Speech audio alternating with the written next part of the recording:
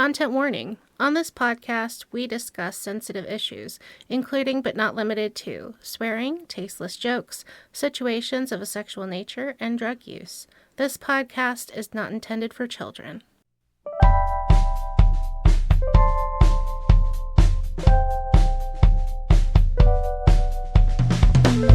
Hello and welcome to BiblioWrecks, where we read the worst stories the world has to offer, and then we tell you about it. I'm Bugs. And I'm Bam Bam.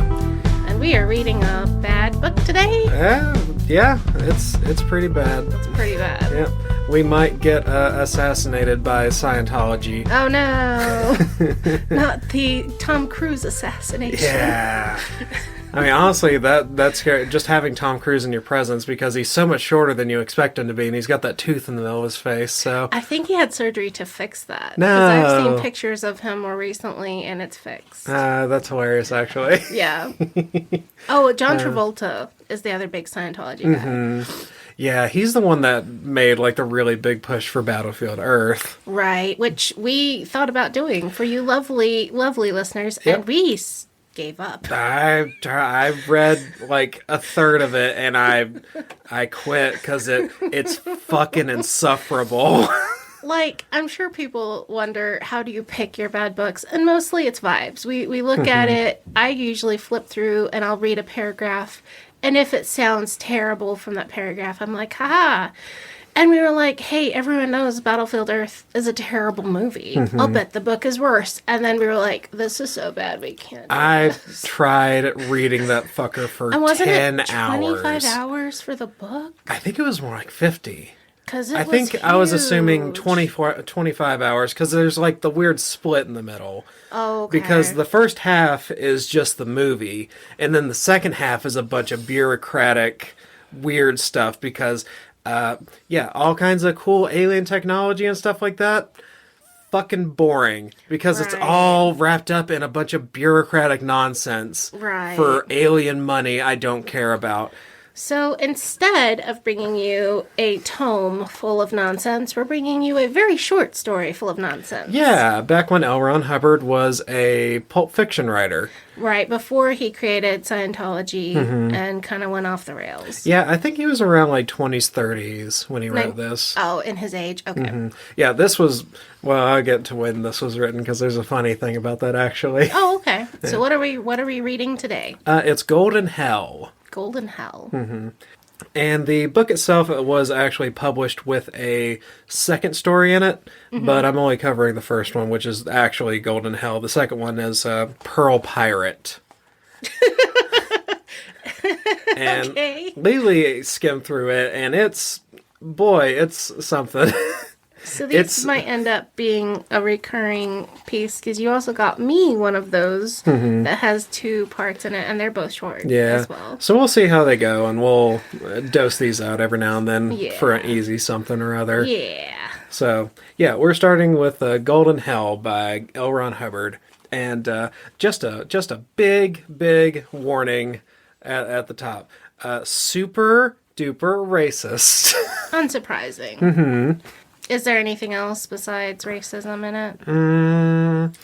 Murder?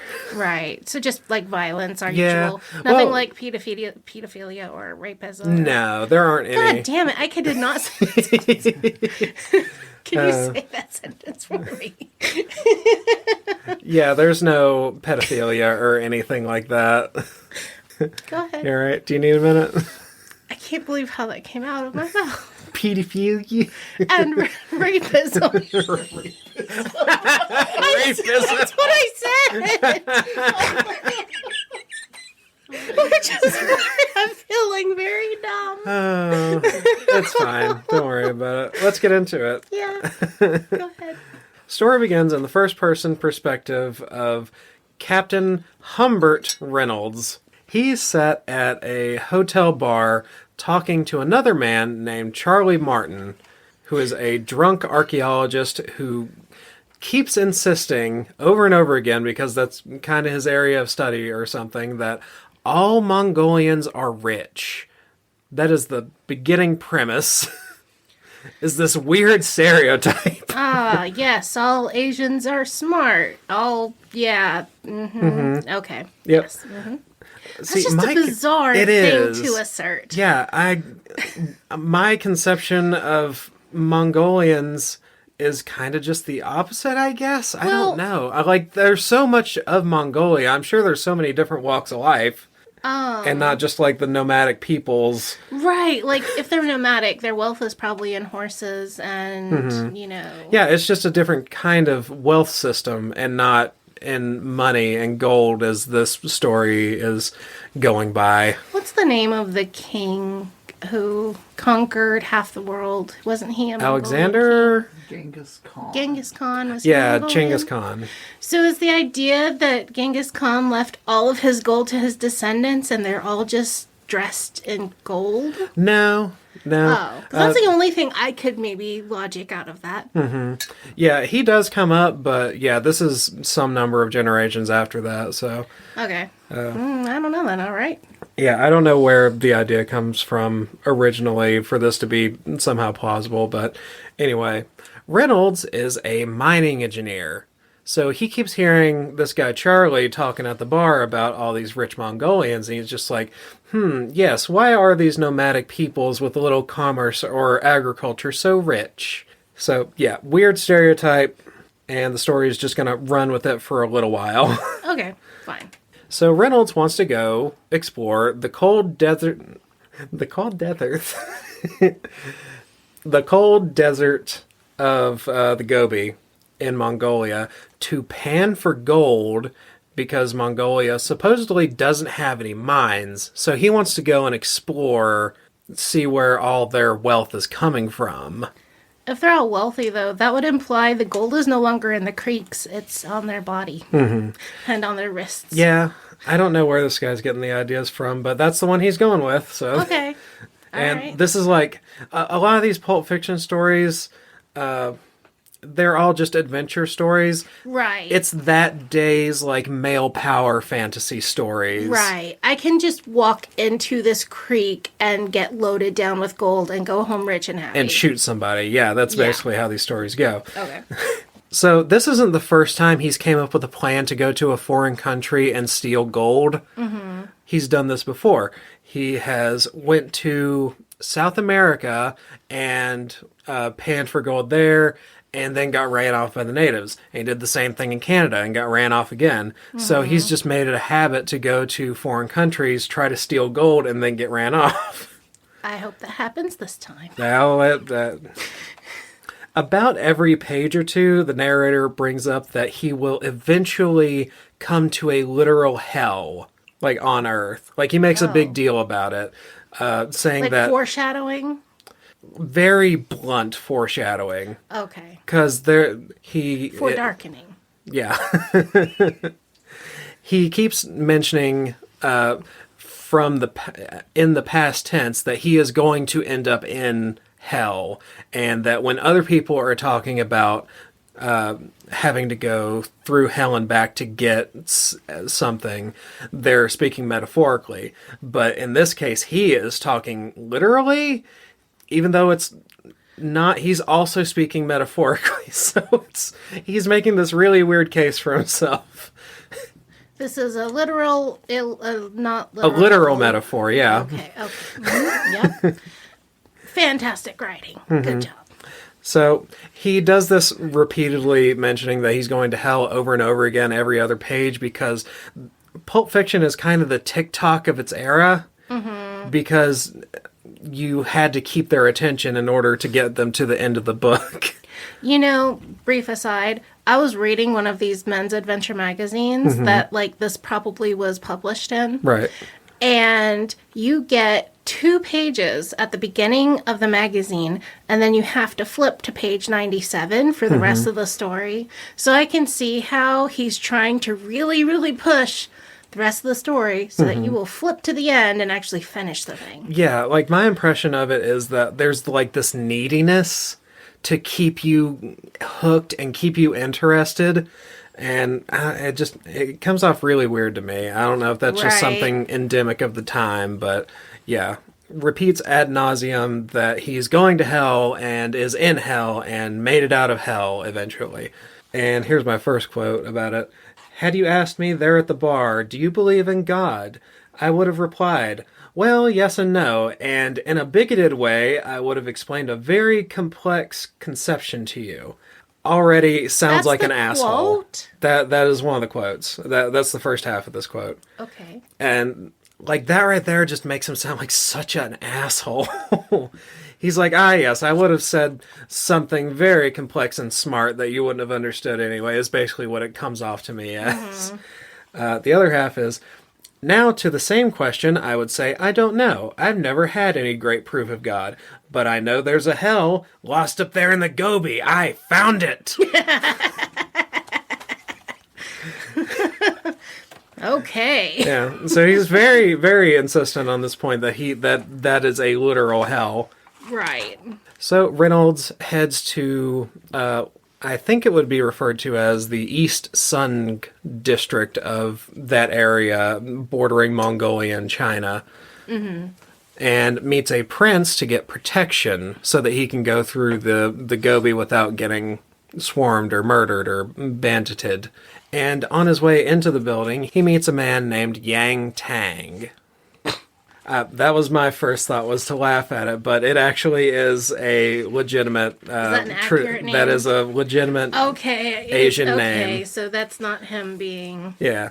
No, I also thought the same thing, was that it initially sounded very silly, but I looked it up, and that actually is like a traditional name for... Well, that's good. We're not doing Cho Chang from Harry Potter. I don't know if it's like regionally accurate, because that might just be some totally different country that would not have that name. Gotcha. So as he's coming in, he meets this bodyguard that's outside. At the gate, I was met by a cavalry officer, a fellow who bulked in his bursting furs, like some overstuffed sack, and whose head sat upon the mountain of flesh like some pagoda upon a mountain peak. He was slit-eyed, well-greased, yellow, and watchful. His finger itched for the bribe I gave him. His name was Yang Tang, a crazy sing-song thing. Good grief. So he went through the trouble to get an accurate name so that he could make fun of it. But also, every person that Reynolds meets in this book that is taking place in an Asian country surrounded by other Asian countries, he mentions every single time that they are yellow or have slitted eyes. Yep. Every single time. Because, you would think that's kind of obvious, but, it's an American writer writing for an American audience. So, of course, he's got to mention every Chinese person. We need to emphasize how foreign and different they are from me, the hero. Right. And he does that quite a bit. So, he goes inside and talks to the prince. And this is what the prince says. I am here, he continued in Oxford English, because my ancestors were here, but my subjects desert me and join me at will. I have a personal bodyguard, but the cavalry you have seen is not mine. The cavalry only wishes my protection for the moment and attaches allegiance to me only as long as they think they need my support. So do not ask for aid, Tukey. And Tukey is just their word for foreign dog, is what... Hubbard writes here. He was not being encouraging. He had called me a foreign dog, but it sounded so odd. Okay, this is the part. Those drawling, broad A's coming from that mouth, I could not help but smile. I'm gonna do the impression that's wrote down here. So do not ask for aid. Is the way he writes this. Because it's supposed to be... It's supposed to be the silly Asian accent of someone... From someone who was educated in England? No, it's just... Well, because you said Oxford. He says in Oxford English. I don't know exactly what that means. Well, it sounds like this guy was educated in England and then returned home. If he was a prince, that Maybe. would make sense. Yeah. But what he's doing right now is just, Reynolds is sitting here laughing at the way this guy sounds. Right. Because of his accent. And fun fact, I found the audio version of this book. Oh, no. And it was really funny because they got a voice actor that I believe was Asian for the prince. Oh. Yeah. So he sounded normal and didn't have like this weird cartoon racist caricature accent. Oh, wow. So it sounded really good. It was performed really well. Right. But then it came back to the Reynolds voice actor, and he actually did the racist accent version, which was totally different from how it was performed. So I'm just wondering, like, in the recording booth, was there someone giving this guy direction? And was like, did someone like sit there and think he needs to say that a little bit more racistly, actually? Or were they just like, we're just going to ignore it, it's fine? Decisions were made, and we want to know. So that was just a fun thing for me. But yeah, I'm pretty sure that voice actor for the prince was Asian because it had like a pretty common Asian lilt to it. But it sounded like normal, not cartoony. Right. And later, when the same voice actor is talking again, at that point, there is a character that references Genghis Khan. But he uses the proper Asian pronunciation for Genghis Khan, which is Chinggis. Okay. Because Genghis is like a double bastardization through Britain English or British English and then American English. Right. Yeah.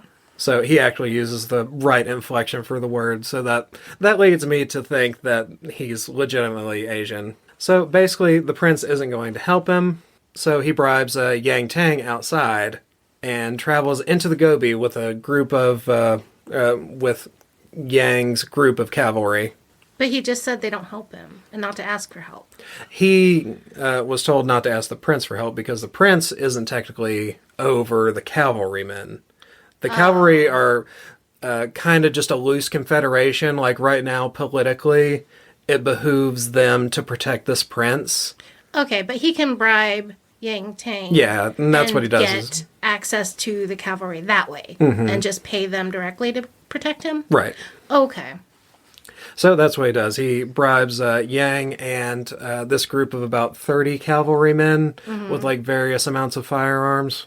They travel for about 3 days in the desert when they see a band of men, about 50, about 1,000 yards away watching them. Yang informs Reynolds that he knows the leader of the band, a man named Beaky. The fun fact about Beaky that I have is the voice actor for Beaky does do the racist, Americanized racist accent for his Asian character. You should have looked up the names of the voice actors. I have the names on my phone, but I would have to. I don't know which voice actors did what parts. Yeah, because there was a true. full cast. I think there were like 4 different voices. Oh, okay. Gotcha. So I wouldn't know necessarily which voices who did yeah. what. Yeah.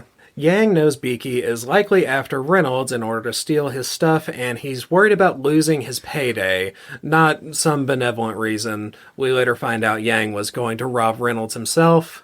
So, another case of anyone that is not white in this situation is just trying to... They're all greedy. Yeah.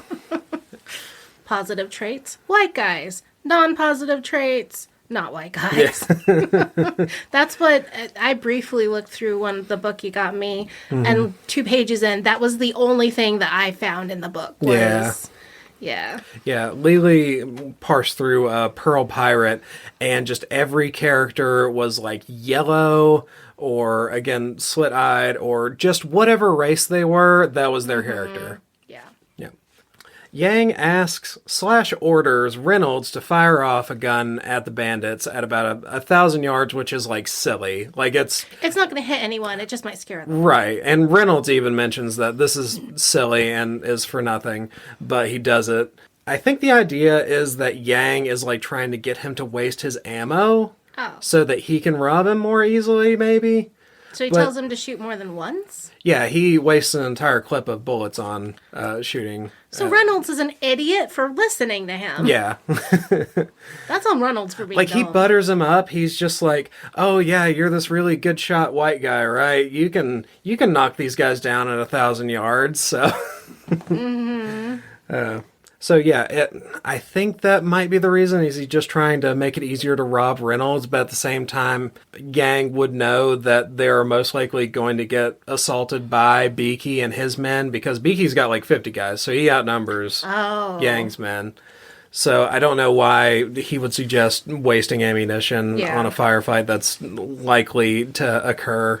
So they get going through the desert, and they get into a firefight. And this is Reynolds thinking to himself as they're about to start in the firefight. To me, this was a minor affair, an exciting break in the monotony of the Gobi. I did not care about a fight. I welcomed it. So he's just being kind of arrogant. He's just being cocky. Yeah. So just to give you like an idea of the action writing, because I think that Hubbard was legitimately good at doing like action fights and stuff like that. A Mongol loomed beside me, lance ready for a thrust. I snatched at my .45 and stabbed him through with acrid flame. He had no more than dropped back, dying in a saddle. Then he was replaced by another. A rifle exploded almost against my face. My horse had reared in time. I fired again and again into the press of men. Men fell away, dissolved into the saffron fog. I knew not right from left nor friend from foe until I saw Yang Tang. His great bulk loomed beside me for an instant. Ride, he bellowed, pointing. So that's the level of action writing we're going through here. Okay. So it's like decent, like nothing incredibly special about it. You know, this is just like, this is like a step above like a comic book. In our podcast, this qualifies as good writing. The character has a name and something happened. Yeah, I will give it to him here. The stuff does happen, in fact. Through the fighting, they start losing, and Reynolds and Yang and his men start fleeing. In the chase, Reynolds loses Yang and the group, as well as Beaky and the other bandits. So he just wanders the desert for like a while. Oh, that's not good. Yeah. And it was hell. No, this isn't hell yet. Yeah. Now, he's like still not really worried about it, even though he's lost in the desert and doesn't have any like supplies or water. He's got like half a canteen of water, and he like travels for like 4 or 5 days. Oh my god, his horse would need water. Right. Well, he does mention at one point that his horse looks like it's jaundiced. Oh my goodness. So the horse is just slowly thirsting to death in the desert. And he's just like he's also thirsting to death, but is just kind of unconcerned. It gets weird. Okay. But yeah, as he's traveling through the desert, he's kind of just pissed off at the desert, at how unplanned and how unrefined it is. And he has this thought. I decided rolling across the plains that it was about time Japan did something to settle up this land. I would speak to somebody about it. Fucking desert. Yeah. You're gonna come in here with some anti-desert something. But yeah, I thought that was really weird. Yeah. Because that's like a weirdly pro-Japanese imperialism stance. Yeah. Which is bizarre, but only until I found out when this was written. Okay. This was written in 1936. What? And Pearl Harbor happened in 41. Was he pro-Axis? He might have been. What? He certainly wasn't anti-Japan at the very least. Wow. Because he speaks about Russia a little bit too, and he's not really like disparaging of Russia. Like, he seems neutral. Does he hate the Chinese? Does that come up at all? No. Because Japan had invaded China. Mm-hmm. Yeah, like the rape of this. Nanking and all that. Yeah. Yeah. So I'm just wondering if he was like, yeah, they got those stupid Chinese. Come in here and get these Mongols next. Like, I'm wondering if that was his thought process. Probably. Behind that comment. Yeah. This does come back a little bit. Yeah, I just thought that was really weird to be strangely pro-Japan at this point. But yeah, it was prior to 1941, so that makes a little more sense. So yeah, he's wandering the desert for a few days and runs out of water. Despite his suffering from thirst, he still gets excited when he sees iron deposits in a dry stream bed. So he's like thirsting to death in this dry, cold desert. He sees a stream bed with little black iron deposits and he gets excited because he knows that where there are mineral deposits like that, there could be gold. Wrong priorities, man. Yeah, priorities are real fucked up here. So yeah, he sifts through the sand a little bit and he actually finds a couple of gold flakes. So he follows the dry stream bed to a mountain where he finds a natural amphitheater where some Buddhist priests and their followers are performing some rite or other. Oh, do they have water? Does he ask for water? No. Continuity errors, man. Well, there's a reason for it. So do you know anything about Buddhism at all? No. Like, as far as religious orders go, it's relatively neutral amongst most of them, as far as I know. I don't know much about Buddhism, but that's just my perception. I've heard that Buddhism isn't like... It's very unlike the Abrahamic religions. Like, it's structured differently. Yeah, and it's has not like different ideas and thoughts. Yeah. But as far as anything else, I haven't read any of their stuff or read anything about it. Yeah, really. it's almost more of a philosophical thing than a relationship what with I've some heard. deity. Yeah. From what I know. But this is what he hears from the amphitheater as he's looking at them. O mani padme hum. O mani padme hum. And... They're looking for Anakin's mother. But yeah, that I did double check him. He says it means jewel of the lotus flower, and that is what it means. Okay. So he says, Lama priests, the idiotic chant, meaningless and ageless, jewel of the lotus flower. So he's just being disparaging of of this chant. I'm dying of thirst, but I'm going to take a minute to stand here and go, ha ha ha, you stupid. You know who else is dying of thirst? And is only obsessed with gold? Our sponsor. Yeah. They're not obsessed with gold. They're obsessed with killing people. Yeah, that's a good point. I don't know why I said what I said. I'll bleep it out. It's fine. Midas Resources. Yeah, there you go. Ads. Hello, bad book loving friends. Just updating our socials. We're on Blue Sky now at bugs-bibliorex.bsky.social. We have a Substack at Bugs and Books, and the profile name is Bugs at BiblioWrecks. And of course, our website, BiblioWrecks.com. Drop us a message and check out the content that Bugs works on. She's really good at the social stuff. And let's get back to that bad book. And we're back to get gold. I thought we were thirsty. I thought we needed No, water. all that matters is gold. Yeah, his priorities are real fucked up. He doesn't give a shit about either, watering himself or the horse. His horse. Yeah. He doesn't give a shit about this horse. They don't even mention the horse ever again. Oh my god. The horse is just dead in the desert. Oh my god. Poor horse. Yeah, he sees these Buddhist priests are all chanting and doing some kind of rite. At this point, the author is trying to feed a feeling of like ominous unease, because I don't think as many people used to know, like, I assume they knew less about Buddhism back then than they do now. Right. And this is kind of similar to what H.P. Lovecraft and other pulp fiction writers at the time did. Oh. Except instead of making up like some octopus worshipping cult, he uses Buddhism as this nefarious dark ritual cult. It's kind of like that foreign tribe, foreign ceremony. Ooh, spooky. Yeah, it's spooky because I don't know what it is and it scares me. Yeah. Yeah. So he sees this and he doesn't want to like engage with them. He is feeling defeated because now he's not going to get his gold because they're already here.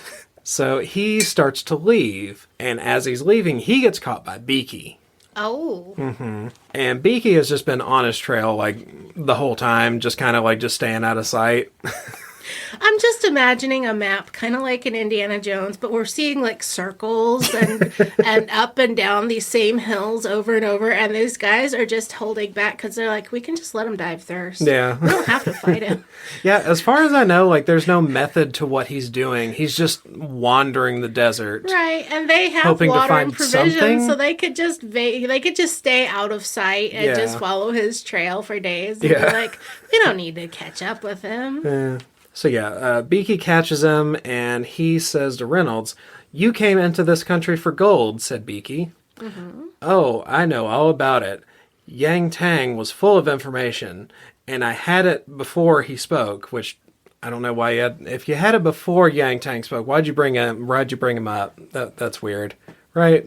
He saw it in his eyes. I guess. Well, I assume he just heard the news from other people or something. Maybe it got spread from the prince. I don't know. Yeah. Is this implying, though, that he killed Yang Tang or tortured him? It kind of seems like that, but we find out later that Yang is not dead. He is also imprisoned / enslaved. Oh.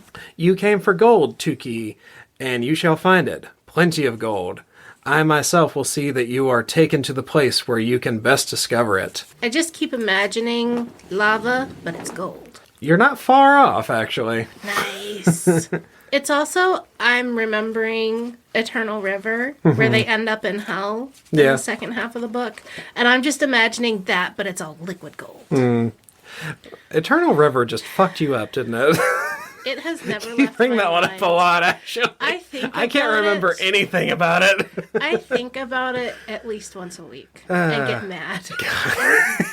What a curse. I brought it up to you, Jay, the other day about the beer and the booze stuff. Yeah. Because he was like doing a chaser wrong or something. Brandy. He was chasing beer with brandy. Yeah, that's weird. And anyway. I got mad about it again. Moving on. So Reynolds is captured. He gets shackled, stripped, and whipped before getting sent into the subterranean tunnel in the mountain. And this isn't the Buddhist monks. They didn't notice him. No, Beaky is attached to the Buddhist monks. Oh. There's a complicated sort of political thing going on that I'll explain a little bit later. Okay. Yeah. Because it sounded like he was peeking through the leaves and saw them and went to back off and he gets caught. Yeah, it is weird. I don't know exactly what Beaky was planning here, or just planning to let him die in the desert until he got close to where he was going anyway. Oh. But yeah, basically these, the story calls them Lama priests. I don't know if that's like Dalai Lama. Oh, maybe. So I don't know if like Lama is like a lower form of priest in that religious. I don't know. Or that's just what he's calling them because he doesn't know better. Yeah, he mostly just calls them Lama priests. Okay. So the Lama priests are trying to get more power back in Mongolia through the Japanese. Oh. Yeah. Okay. Because Japan is trying to put influence into the country because Soviet Russia is also trying to do that. Okay. Like, the reason Yang Tang and Beaky have a little bit of a rivalry going on is because Yang will take jobs from Russia and Beaky takes jobs from the priests through Japan. Oh, okay. So yeah, there's a little bit of weird. So we're building some political intrigue here. Yeah, kinda, but in like just a vague way, sort of. We'll get into it. As they're going down the tunnel, Reynolds notes on the way down that they were going below the oil line. Now he's a mining engineer, so sure he would know stuff like that. Okay, fine. But like somewhere about halfway down the tunnel is where the oil line is. And that does come up later because they are using like oil products and using them for like fuel. And finally they descend into hell. Dum, dum, dum. And it's basically just like an underground volcano. Okay. So it's really hot down there. As he's going down, he seems genuinely confused that the temperature changes from what it is outside. Mm-hmm. Which is, I feel like, is pretty common knowledge. Like, you go down, it gets more, like, temperate. Like, the temperature underground stays about the same year-round. Right, but if it's getting hotter, that would be unusual if he's not expecting a volcano. Right. So, I wasn't sure whether the character just didn't know. Because at first, he's just like, oh, it's, like, surprisingly moderate down here. It's kind of nice. Mm-hmm. And then as they go, like, 3 or 4 miles down, that's when it starts actually getting hot. So at this point, we found out that Yang is alive and also in prison. He's like super impudent to the guards and stuff like that, and he's like always fighting them and always getting whipped. Mm-hmm. They get put to work as mining slaves, and Reynolds finally gets to mine great hunks of golden ore and never gets to keep any of it. Now, if it were me, I would have just ended the story right there and used this like as ended it as like a cautionary tale. That would have been really good. Yes. So, I love it. But alas, we continue. Darn.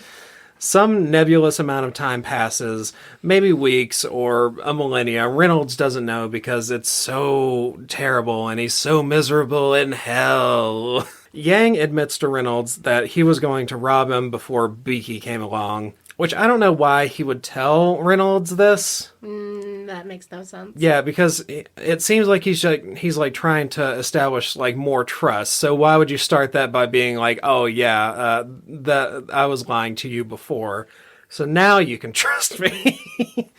Now that you know I'm a liar. So yeah, while they're down there, they're talking about all the political intrigue that's going on, Yang working for the Russians and the Japanese trying to exert their influence in Mongolia and get gold, because basically what the priests are doing is trading all of the natural riches in Mongolia to Japan for influence so that they can have more control in the area. And he's like, no fair. I wanted that gold first. Right.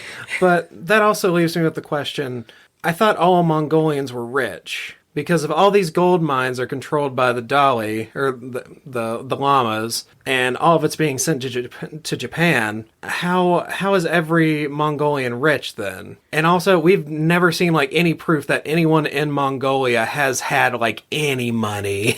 Is he still asserting that Mongolians are rich, or is that just the only thing he heard to put him on his journey? That was asserted like through the first third of the story, and then it just stopped, and now it doesn't matter at all. Oh, so we're not even seeing him realize, oh, I was misled. I believed a lie. Yeah, no, he never thinks about any of this. Oh. So I think that was just like a cheap hook for someone to just stay wrapped into this pulp fiction. We got past page 3, and it moved to page 97 at the back of the magazine. Yeah.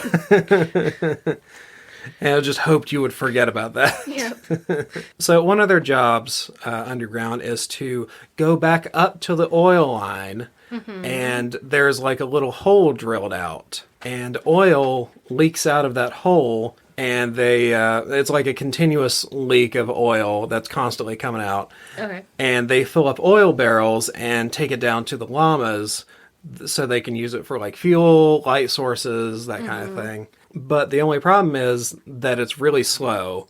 Now, Reynolds, at first, he's like, yeah, this is actually kind of a good thing because it gives me and Yang a little bit of a respite. We just sit here and wait for the oil barrel to fill up. Mm-hmm. So I don't know why he thinks that's a problem, because he's not thinking of getting out. He has accepted his fate that he is fucked and stuck down here. Oh, he just gave up? Yeah, he gave up real quick.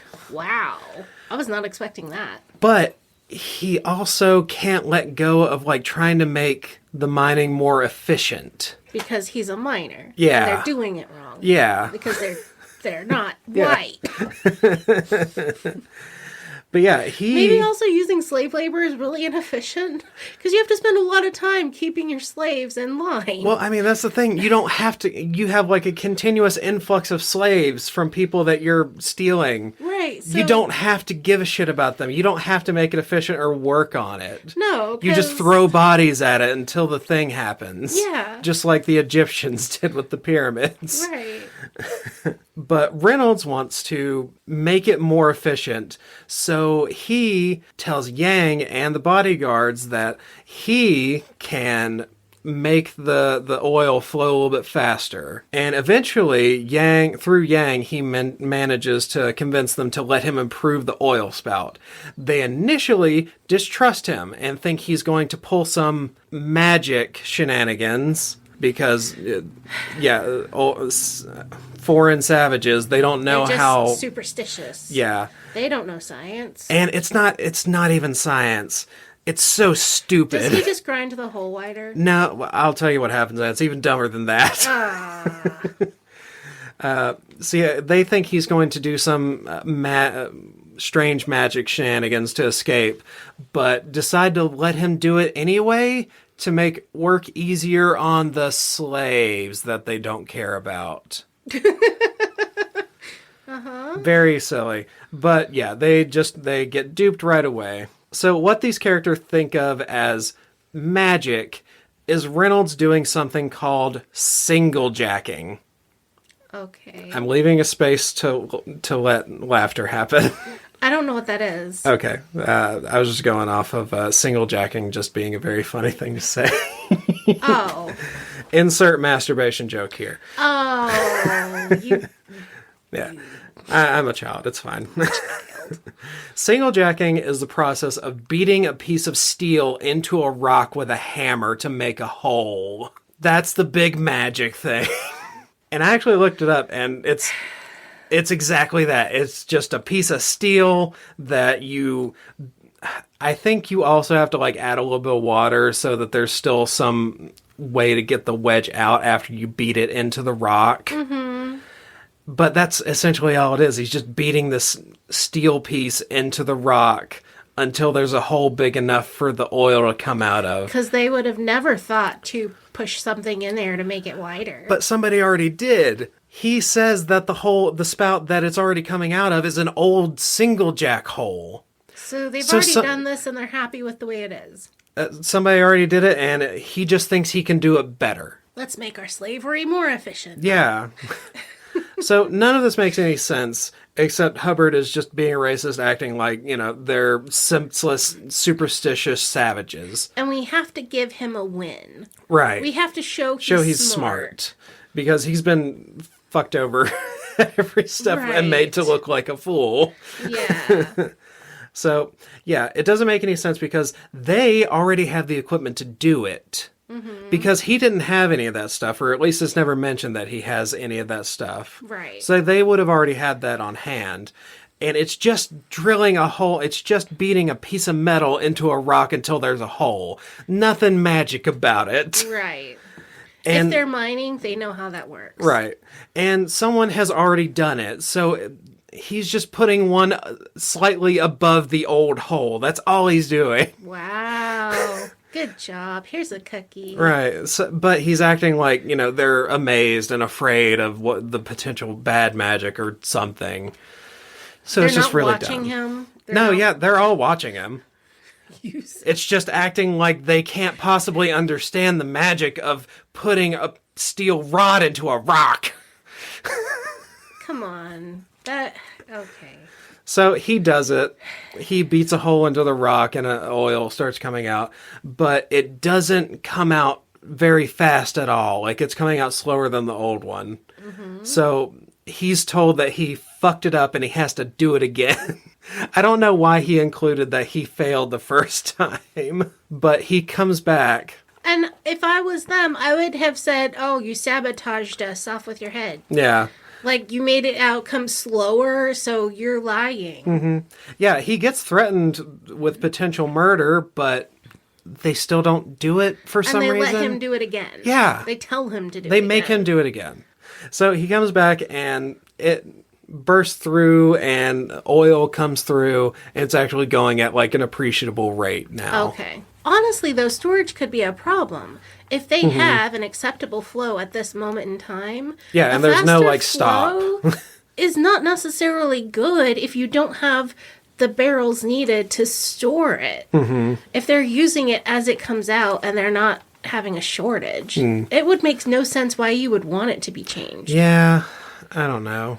I don't know why anything in this. He needs to be smart, and this is the best way Hubbard could imagine he could improve anything. Yeah, he's the This is white a engineer. dumb person trying to think of a smart thing for a smart person to do. Yeah. And failing.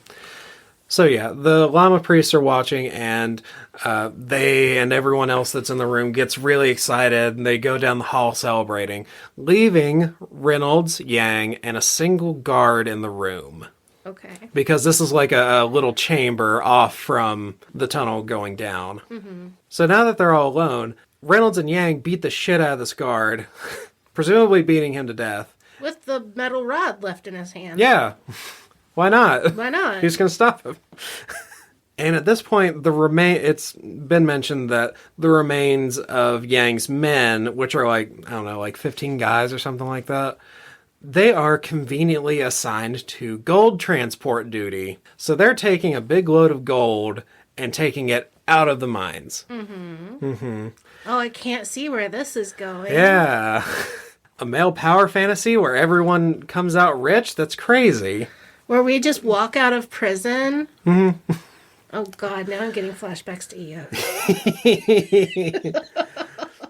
So, yeah. This is dumb people writing prison. Yeah. So, yeah, they beat the shit out of this guard. There are a bunch of Yang's men, specifically Yang's men, because he's still their leader, technically. So that's why that's important, that Yang's men are still alive and doing things. So there was never, like, any mention of a plan. There was actually a mention that they had no plan. It just, magically, it just happened this way. Right. You know? So Reynolds and Yang were just grabbing an opportunity, I guess, and it just happened in such a way that they get to be rich forever. Okay. Reynolds starts single-jacking like crazy until What? Where? What? Back in the hole. At the oil? Mm-hmm. Yeah, he's single-jacking away again. But I thought that you are a fucking child. You are still a 12-year-old boy. Yeah, I am. But I thought they were trying to escape. Well, they beat up the guard, and then he goes back to making holes in the wall. Yeah. So what's going on here is, I guess they're afraid that they're going to get pursued if they just leave. Uh-huh. So what he's doing is We're going to make a big mess. Yeah, they'll fall over themselves. Well, he's busting open the hole and making like a huge flood of oil now. And it's just crude oil. Ew. And it floods the room and starts flooding down the tunnel. So as Reynolds and Yang leave, and everything's starting to spill over with oil, and everything's covered in oil, Reynolds lights it on fire. Oh my God. Killing everyone in the mine in a fiery death. Including the other slaves? Including the other slaves, yes. Because fuck them, I guess. Yeah. What the hell? Well, they're Mongolians and Chinese people, so they don't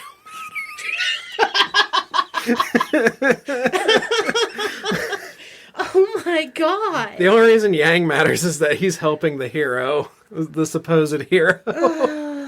He's his Sherpa. Yeah.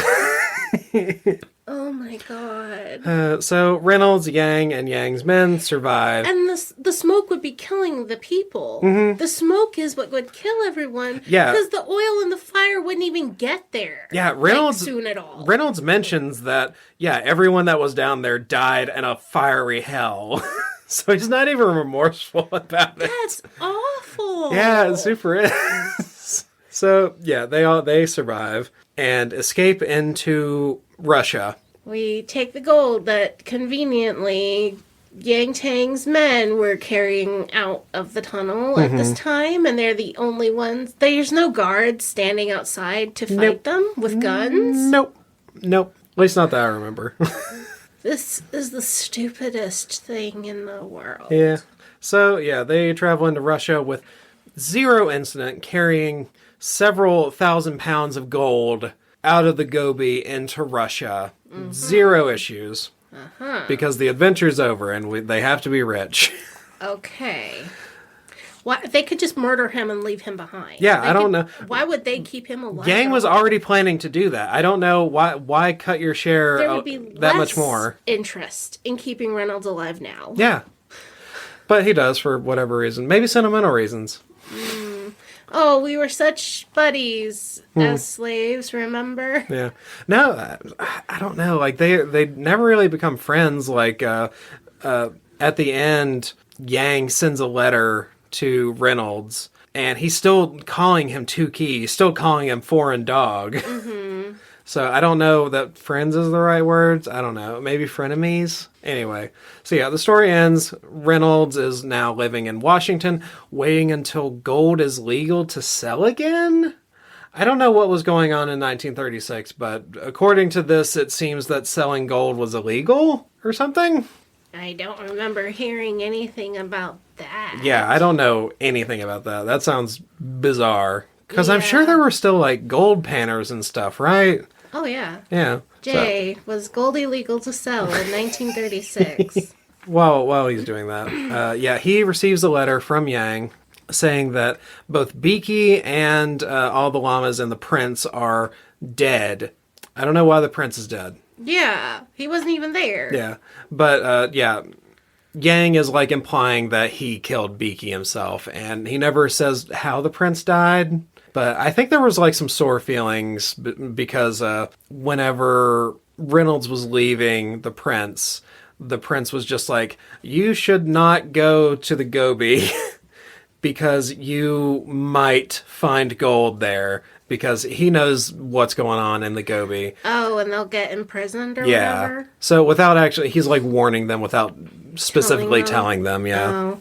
Yes, Jay, give us the story on gold. Apparently in like 1933, due to the Great Depression, the government went around and seized everyone's gold. Oh.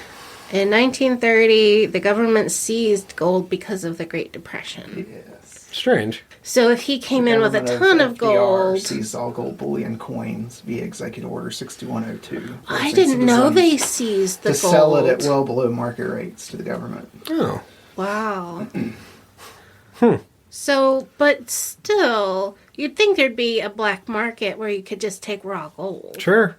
Or he's going from Russia to America. Okay, wait a goddamn minute. You know what? Gold ownership remained illegal until 1970. Really? Gold ownership was Gold ownership illegal was until illegal 1970? 1970. Oh, and In the Alex US? Jones started his radio Stuff show. in the 90s. Oh, He was didn't it the start till 90s? 90s. Oh, okay. Well, never Started mind at then. 97. I thought there was connection. Okay. Why would someone return to the country where it's illegal to sell the thing he went in pursuit of? Right. Yeah, he could have like Just stay in Russia. He passed several countries on the way. Why would you come back to the U.S. if you couldn't sell the gold in your possession? Sell it along the way, and then just change the money. Right. Yeah, that would make more sense, but he doesn't do He that. returns to the USA with gold he can't sell. Right. He puts it in like a deposit box or something. He puts all the gold he got. That doesn't make you rich. You don't earn interest on that. Yeah. No. What? This guy is dumb. So yeah, he's just sitting on it waiting for it to be legal to sell again. He's going to be waiting 40 years. Yeah. If it Apparently. didn't become legal again until the 70s, yeah. He would have been waiting a long time. That was a bad investment. That was a very bad investment. He went to hell for nothing. He went to hell for something he cannot sell. That's the funniest thing, actually. That- That's so much funnier than anything I've said about this book. And hey, we learned some history along the way. Yeah. I had no idea gold coins were illegal. Yeah. But you know, if he had raw gold, you could have just made it into rings. Sure. And just sold Sold as those. jewelry, yeah. Because I'm sure gold jewelry was allowed. Yeah. Probably. I don't know. But like actual gold bullion and gold coins weren't. So yeah, at the end, Reynolds implores the reader that if they ever are holding a double eagle, which is like just an old form of American currency. I don't know what exactly it is, but I've heard it in several older stories preceding like the 1900s. People referencing double eagles or anything for just some amount of money at the time. I don't know exactly how much it's worth. Okay. But yeah, if they're ever holding a double eagle, to reflect on it that whether that gold came from a hole in the Gobi Desert that used to be called hell. And that's the end of the story. He couldn't even make his own gold into coins. Why does he think Mongolian gold would come to the U.S.? We had our own gold here. Yeah. Well, I mean, he brought it there in the story, so. Stupid. Yeah. Stupid. So this is what male power fantasy used to be. And it's interesting how different it is now, Because you read male power fantasy now, and it's like a business. It's no longer adventure at all. No, it's a fast car. It's a sexy woman wanting you. Yeah, owning like $1 billion business or something. Yeah. And you get to tell your mother-in-law that she's a bitch or something. Right. That's the tropes I've noticed in that genre. Or it's like Superman, like Batman. You Oh, know, yeah. you're wealthy, you're strong, you beat up the bad guy. Yeah. Vigilante kind of stuff. Yeah, you beat up psych patients. Right. But yeah, that was Golden Hell. What'd you think? C minus. It had a character who stayed the same character. He went and did a thing. He came back. Yeah, no character arc. No, but This kind of thing doesn't require a character arc, really. It's just like No. the story is the adventure that you're going on. You're Yeah. going to a foreign place and doing exotic things. He got to shoot some Mongolians. Yeah. He temporarily got stuck in slavery. And that's the thing, is you have to be stuck in a bad spot and then get yourself out of it. Yeah. Although I don't feel like the way he got out of it made him look good. Yeah, it was almost happenstantial. Yeah. So, yeah. Circumstantial, happenstantial. Yeah. That's my new word. I made it. It's mine. You have to pay me if you use it. Because, I mean, we have read stuff that made less sense. Yeah. Yeah, I mean... But this was so racist. Yeah. Well, I I'd mean, say it was... this may have been one of the most racist things we've done. Yeah. I don't know that it was uncommonly racist for the time. For the time. When was this written in 1936? Yeah. Okay. And, like, contemporaries of his were, like, H.P. Lovecraft, and just comparing this one work to all of H.P. Lovecraft that I've read, there's nothing that H.P. Lovecraft, or nothing anywhere near as Lovecraft racist. was pointed out as extremely racist At the time. by his contemporaries. Right. Though.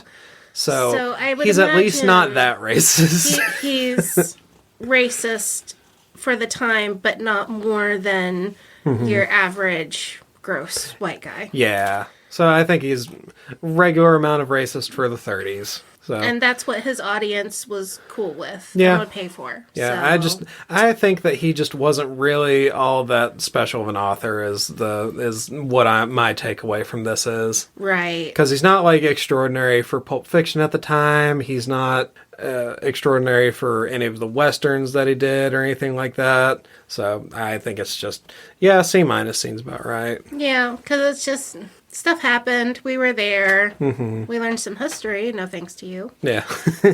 You, dead man who wrote this. Yeah. But yeah, this is just kind of interesting because I'd been curious about his stuff, and I knew he'd written a ton of books. Yeah. There's some really great Behind the Bastards episodes about his whole life, and that's just really interesting how he started out and he just would write hundreds. He would write for like 10 hours a day. He would just pump out all this stuff. Yeah. And it was very formulaic. Yeah. Yeah, I think it's just it's fine-ish. Yeah. Yeah. So it gets It's a C. bad-ish. Yeah. We have dredged the bottom, and this is just ish. Yeah. Well, I mean, I was entertained reading it. Like, it's very funny, like old-timey racism. Because it's so different from, what it is now and what Right. it was in like the 50s and 70s. Cartoonish. Yeah. It is cartoonish racism. Yeah. Well, it's something I tried to look into a lot more some amount of time ago because back then they were doing like scientific racism and they were using their misunderstanding of the world and science to be racist. So at the time they thought, all the science was backing all of their stupid shit. It was just their misinterpretation of the science. So They were using eugenics to try to prove their worldview. right. Yeah. Their worldview already was, these people are inferior. Let's try to prove it using science. Yeah, they were using like a biased researching method. Yeah. So it is interesting to go back and kind of look at why they thought some of the things they think sometimes. So Because they are bad. yeah, well, just like seeing like how how that kind of thing started and how it still is around. Like all the arguments that maintained it back in the day and in the interim until now, and what's keeping it going now. Because we still have aspects of eugenics that are modernized, like IQ. Mm-hmm. It was used to sort people into categories and then decide what we should do with them based on that category. Mm-hmm. So yeah, all the arguments always change, but the main core of it is this person is different and I don't like them and I don't think they should be treated the same as me. Mm-hmm. So that's what I usually get from it. So yeah, this was neat. Golden Hell by Golden Hell. L. Ron Hubbard. Well, I hope everyone enjoyed this. Thank you for listening. Thank you, Producer Jay. Thank you, listeners. Check out our Blue Sky. Yeah, you do it. I can't remember the shit. No, you should thank me. Oh, thank you. You don't thank me. You never thank me. That's not true. There are episodes I've definitely thanked you because you were surprised when I did it. Thank So you, I do it. I just don't do it often, okay? Thank you, Bam Bam, for this wonderful book. Yay. Thank you, listeners. Follow us on Blue Sky at it's bugs@bibliowrecks.podcast. I'm on there trying to say, like, hey, what's your favorite worst book? But if we get more listener interaction there, that'll be pretty fun. It's Twitter knockoff, but I think it has a lot of cool people on it. Yeah. And on Substack, also bugs@BiblioWrecks. So email us at BiblioWrecks@gmail.com and share with a friend. If you have a friend who you think would enjoy a really bad book, let them know and send them a link to this podcast. And also, don't go to a foreign country and try to take their gold. No one's ever going to be happy about that. Don't go to the Gobi Desert. That's my advice for this episode. Don't do that. And at this rate, panning for gold is a waste of time. Yeah. In most places. Get a better hobby. Yes. Idiot. Bye. Bye.